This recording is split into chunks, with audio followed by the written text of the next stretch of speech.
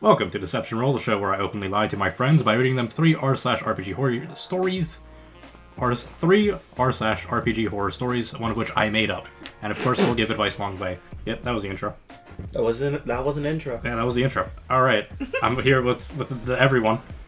All my contestants. They're all here. I'm so How did I glad. get here? Our board, don't worry about it. Our board is 101. I'm 1. I'm 1.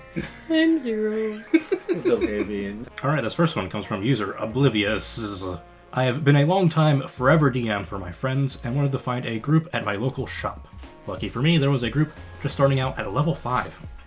I told the DM I wanted to be a wizard with a dip and thief, so I could pickpocket. Sort of like the Now You See Me magicians. He thought it was a cool idea and let me do it under the obvious rules of no stealing from players, etc. Session 0 went smoothly and we had some bandits raid the local tavern. For context, I'm a level 2 enchantment wizard, with a level 3 thief, so I use hypnotic gaze and fast hands. I managed to get one of the first bandits gazed, then used my quick hands to put manacles on him. After the fight, we turned him in, along with any bandits that surrendered when the guards came in. It's at this point, things got a little weird as he stated that the guards were looking at me like I'm a suspicious person. But I thought nothing of it since this was a mid-fantasy game, so maybe this town was not used to magic users. Next session comes around, and we have a request from a local to find out where the local bandits' hideout is. Our ranger leaves to scout out the landscape to find the bandits, while the cleric asks the local church about which direction the bandits are coming from. That leaves me and the swashbuckler twiddling our thumbs. Swashbuckler asks around and learns of rumors that there was a local who had ties to the bandits.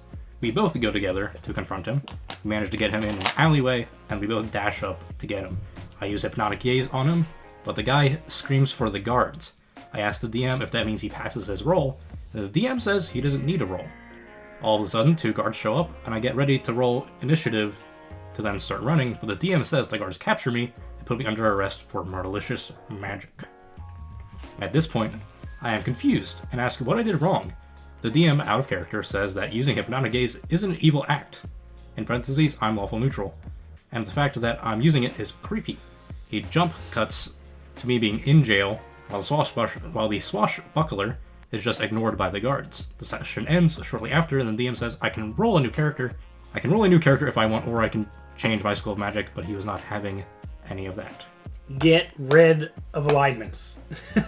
You don't need alignments. I feel like we talked about this last time, We did. too. You don't need alignments. No.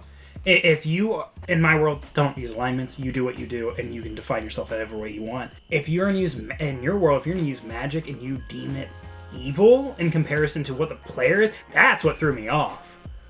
Yeah. That's what's throwing me off. Because it seems like I don't know. See, It rubs me the wrong way. right, Really. so when you say, yeah, I'm a thief, okay, that inherently makes you evil then, technically. But you, in this world that we have been just introduced to, being a thief is inherently evil, according to the world. No, it wasn't the thief as being the evil. I know. It's the magic. Right. The magic is evil? Yeah, his gaze is inherently evil. If you're playing what's good and evil, then being a thief is I think evil. the DM should have been like, I don't like that spell, hypnotic gaze. And then you would have been like, hey DM, you're fucking dumb. Now, my hot take. Anyone familiar with r/RPG horror stories knows there's a lot of fuck shit. There's a lot of sexual predators and people that should not be playing games with each other. True. So I my see hot where you're take going is with I think this is someone who overcorrected about someone using a creepy spell in a non-creepy way, is my take. Okay. I think the DM jumped the gun and said, this random person I don't know is using a spell. I think they're going to be a creep about it. But they were not. Or maybe they were, and the person is leaving that detail out. I was just about to say, unless the detail's completely neglected. That's my hot take. That is a good point, though. No. True. Yeah, True. that's very, Again, very I get true. that, but like, No, I get it. If the person telling the story is leaving out the fact that they were a creep, don't be a creep. Moral of the If you- story: don't be a creep. if you can't handle a new character or a new person, basically, you can't handle a new person doing a new thing with their character, don't invite strangers into your game. I think there's not much to talk about in this, because everything is pretty explained well. Again, unless we're completely neglecting some information. Yeah. I'm like- saying that was just a hot No, take. you're I right. think this is what happens when too many people get very, I don't want to say sensitive because it kind of implies that people are overreacting, but it's like, I think this is what happens when people are like so scared of things that they don't let something happen. Yeah. They shut it down before anything can even happen. Chronically. Which, if you really want to, sure. You could also just say, hey, I know that you're getting this character and everything. I don't like this one certain spell. Don't use that spell. Which is an As option. a DM, you should have access to your players' character sheets, right? Yeah. So I can't say much about this because, again, I feel like either we're missing information or it's just the DM overcorrecting like what you said. Fake. Or it's fake. I think it's true because there's just enough detail, but not too much detail. Like there's enough information to say like the races, the classes, but not so much that it's like overabundant or too little. All right. We So I gotta think it's start slow. figuring out how Devin lies. I think it's in his writings. Why are you a liar? Why are you such a toxic man? All right, this next one comes from Captain, but it's spelled Capt. Falco with a 0. Good So Captain Falco. This happened with my regular group about a year ago. Most of these people were people I would also regularly play D&D with on a regular basis. It was me, my best friend, 2 other good friends, and my best friend's friends. Our forever DM decided to try something new after years of D&D campaigns one night after the other. So we tried playing Cyberpunk Red. I rolled up a cop, my best friend rolled up a corpo, my other 2 friends were all solos. My best friend's friend said, I am going to play a paladin who worships a mysterious yet ever-present god of justice named Tholar. I will be taking the oath of the Crusader. The DM just said, sorry bro, there's no paladins in Night City. Then he then said, what do you mean there's no paladins? That makes no fucking sense. DM then said, this is a futuristic city that exists in the real world. Well, sort of. There's no magic or anything like what a D&D paladin would have, nor would there be any Tholar. He then said, fine, I'll worship Cyber Jesus or something. But no way would there be not one paladin in Cyberpunk. Come on, not even one zealous believer who would fight for his faith. The DM then tried to show him the roles that actually existed for the system, but he was just so dead set on playing a paladin. And the DM eventually relented and said, fine, call yourself a paladin, but you're not actually going to play a D&D paladin. You're basically going to play a rocker boy with a couple tweaks. He then tried to argue that you should have spells and that people around him would just think they're miracles of some kind, or some kind of high-tech trick. But the DM refused. Sort of. The tweaks to the Rocker Boy role included more connections to churches and their followers, rather than fans and his preaching, rather than his music. He would inspire people through his cause. He would also get badass cybernetic armor, and cybernetics and guns that could at least somewhat mimic what a paladin's powers were. Our first mission was light. It involved us basically hunting down and apprehending a shady netrunner before he hops onto the net. We were supposed to return him to the Fixer, an undercover cop, for questioning. Once we apprehended him and said, I cast Thunderous Smite on this degenerate, DM reminded him that Thunderous Smite isn't a thing in this world, and that his role, weapon, and cybernetic perks were what he were just meant to mimic a paladin's power. He's not actually a paladin. He said, fine, I just use my plasma lightning pistol to blow his brains out, in the name of God. The rest of us just kind of groaned, as we weren't actually supposed to kill him, but we just moved on. The next few sessions involved him embracing this holy murderer hobo paladin archetype, as he would find righteous excuses to kill NPCs left and right, and do it more and more like a D&D paladin as he accumulated more gear and weapons. Every character where he has even a 0.1% plausible justification to kill, i.e. criminals, fixers, corpos, etc., he'd take it, usually using some thunder-based gun or cybernetic to do it, then justifying it with his character's crusader mentality. A good example would be when he met his corpo enforcer from Biotechnica, who wanted our help finding a stolen family heirloom. This corpo had a shady past and present, but had a side to him that we empathized with him, except for the paladin, who was convinced it was some sort of sketchy gadget. Nevertheless, we helped him find his heirloom, gave it to him, received our reward, then our paladin said, I still don't trust you, to which he said, excuse me? And then the paladin said, you heard me, suit, I know who you work for, I don't think this is an ordinary heirloom. We told him to cool it, but the argument escalates, and he basically interrogates him about every fucked up thing he has ever done as a enforcer. Eventually, he is demanding the heirloom back, while refusing to return the payment. When he says no, he decides to shoot him and claim, I had no choice, he was evil. He also, from time to time, would demand more D&D style paladin powers that didn't fit the setting, and the DM would increasingly put his foot down, making him use whatever gear was there. He eventually escalated a bar fight into a bloodbath, so it started out with some drunk NPC heckling the party. The paladin said, you dare speak to a representative of God like that. We all groaned and tried to get him to back off, but the NPC said, "Well, we think you're hot stuff and you're phony God." I remember looking at the DM and shaking my head. The DM just kind of shrugged and said he's got to deal with the fallout of his actions. But before we could say anything, he started physically assaulting the NPC. The NPC fought back, which gave the paladin his self-defense excuse, and he started to blast him.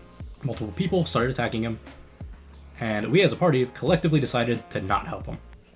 Nevertheless, he kills like 8 people. He attempts to flee, but the cops show up and end up shooting him. The cyberpunk paladin was dead, and his player starts demanding we resurrect him with a spell or a fee. The DM once again has to remind him, this isn't D&D. Resurrection doesn't exist. To which he says, it can be a thing if you make it a thing. Like maybe a Ripper Doc can be a cyberpunk version of Necromancer or Healer with Revivify or Resurrection spells. And the DM just responds, no Ripper Doc can fix this, bro. I'm sorry, but you're gonna need to roll a new character. And he says, this game is bullshit. Why are we willingly playing a TTRPG with no magic? Let's just admit this was a mistake and go back to playing D&D. But the rest of us were enjoying Cyberpunk Red. He just rage quit after that and said, fuck this stupid fucking game, there is a reason nobody plays it. Fuck. And then he storms off again by user Captain Falcon. That last few sentences tells me the whole thing. Yeah. He's salty. He doesn't want to play. He doesn't want to play Red. He doesn't want to play Red. He wants to play D&D. Yes. And everyone else said no. He's salty. There is a very good way to get out of playing Cyberpunk if you don't want to play Cyberpunk. It's called hitting the fucking bricks. Leave. Yeah. Go elsewhere. Yeah. You don't have to be there. Find a social life somewhere. Best friend's friend's Friend. friend. Best friend's friend. Best friend's friend needs a karate chop in the neck. Altering the world a little bit to create a paladin-esque Yeah. character. Sounds I like the that. DM did their best. I was like Honestly, that- I I like like the idea of a zealot Yes, kind so do of I. character in a cyberpunk Yeah. setting. So do It's I. fun. I think It that's exists. DM's fine. Props to DM. Yeah. He's good. You can make it work. I think the DM was appropriate with what he said. I think the player that's upset is salty because they were playing D&D. They moved to a different style of gameplay, not something he was familiar with or really wanted to, but he wanted to stick with his friends. His friends agreed to playing Red, and now he has to agree to it. And instead of just, learning the ropes and seeing if you can actually enjoy it, you create an upset to try to make the game upsetting for everyone else. I don't know. I mean, don't do that. Yeah. I don't know what to tell you, dude. Just don't be upset, man. I'm sorry that you couldn't play D&D. Try Cyberpunk Red legitimately. It's not bad. And if you do want to zealot, you zealot. I don't like Cyberpunk. Sorry, stone me. I don't like Cyberpunk, the TTRPG, because it just seems really complicated. It is. But if we were to vote, and if all of you voted that you wanted to play Cyberpunk, I'd give it a try again. But I'd need a lot of help. I need some TLC. But I wouldn't throw a temper tantrum and try to sabotage the game to pull it in my favor because I want to be a rogue and rogues don't exist in Cyberpunk. To continue with the theme here, the hot take, a lot of horror/RPG horror stories involve someone being mad that magic is overpowered, or people tend to prefer a low magic setting. That's where a lot of these horror stories come from, because those are those people going for this more realistic things. This is a change of pace in which someone is mad that there's no magic. This person is pissed off that magic isn't real, which you don't see very often. And there are other games that exist. If he's that into D&D, you can just find another group. There is whole apps and websites where you Yep. can find other lonely players to play with. Lonely players near you.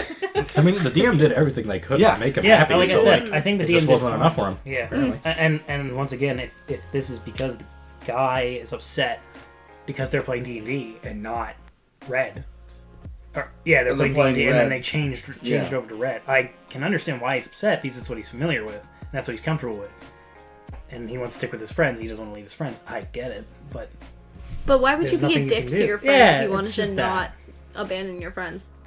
Just abandon them at this point. You're being a dick anyways. and if you don't want to participate in the game, don't participate in the game. Bingo. It's just, Yeah. You don't have. You can be there. It doesn't mean you have to. Yeah. You can observe and try to learn more about it, and then at some point, join in. Yeah, also going full murder robo is crazy. Yeah. I don't like this game, so I'm going to ruin it for everyone That's- else and continue to bug everyone else. See, I'm having a horrible time. Why is everyone else having a horrible time? Everyone else should have a horrible time because I'm having a horrible time. yeah, That's the idea. very childish. I'm miserable, you're miserable. Verdict guilty. Verdict guilty. Kind of like how this one might be fake. Like forgery. Like forgery. Yeah, alright, we got 2 of them now. I think this one could possibly be it, but I I feel don't know like for sure. I feel like this one is real because of the fact that it's either real because Devin stumbled at the end, or it's fake because Devin said he wrote it last night, and he was. Hey, no I did say metagaming. this was written fucking horribly. There was so many spelling mistakes in this one that I will leave in on the screen. I will not fix it. I think it's fake as of right now, but I don't really have reason. I'm gonna vote real. I'm gonna vote real because I feel like Devin would have fixed his spelling errors this morning. Nope. Yes, mother. Alright, by Queen. user SomeTales23. Tails spelled like animal tails. Figured I'd clarify, since I've been clarifying all these names. Yeah. I joined an online D&D group not long ago. It was my first time playing with strangers, and everything started off better than expected. Everyone had interesting characters, except Kyle. He played a barbarian named Crusher, and from the start, he was a problem. I played a bard who loved to sing and flirt with NPCs to gather information. Most of the group enjoyed the roleplay, but Kyle kept interrupting. If I talked to an NPC, Kyle would barge in yelling things like, "I ask what I want to know," or "Nobody cares about your dumb songs." The trouble peaked during a mission where we had to sneak into a noble's masquerade ball. My bard was talking to a noble for crucial information when Kyle suddenly said, "I burst in, grab the noble, and demand answers." The DM warned him that guards would attack, but Kyle didn't care. We ended up fighting our way out, ruining the mission completely. After the session, I asked the DM if we could talk to Kyle about letting others roleplay. The DM agreed, but warned Kyle probably wouldn't change. Sure enough, next session, Kyle kept cutting me off saying, "Stop talking, let me hit something." He even told me, "Why are you playing a bard? This is a combat game." The final straw was when my bard finally found his lost love during an emotional moment. Before I could finish, Kyle declared, "I attack her, she might be cursed."